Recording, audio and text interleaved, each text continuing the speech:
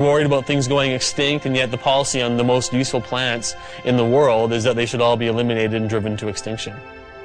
Absolutely, they should still be concerned about youngsters using. But we're concerned about youngsters using alcohol, tobacco, driving automobile, whatever. But that it should be the kind of prohibition that it is now, rather than regulation, it cannot be sustained in a rational society. I believe it would be more ignorant of me to listen to somebody who's trying to oppress me than it would be to just ignore the ignorant and go on with what I think is right. Even now, this interview is being conducted. I've smoked pot all morning. This is what I look like high. There's a great quote that life is a tragedy to those who feel and a comedy to those who think.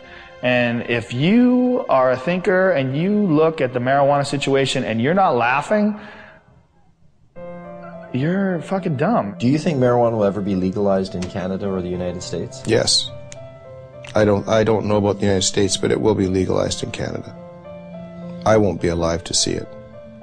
I used to believe it was right around the corner back in the 1970s. Check out the gray hair.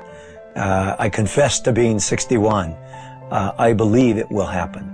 I didn't used to. As recently as 2 or 3 years ago, I was convinced it was not going to happen in my lifetime. I wish you didn't ask me that question, but I would say I think it will be. It's always a possibility. It's, you know, there can be breakthroughs to reason. All we have to do to end it is get 50% of Congress plus one human being to say it's over, and it's over. There's a movement in this country, and some people have more faith in it than I do. Maybe from hosting Fear Factor all those years, I've lost my faith in human beings and their intelligence.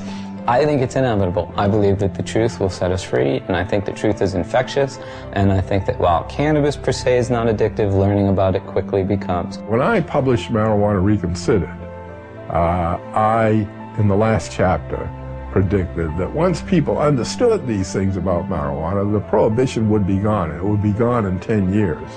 Carl Sagan, who was a very good friend of mine, read the manuscript and he said, "Lester, you're pessimistic. 10 years?" You know, well, here we are,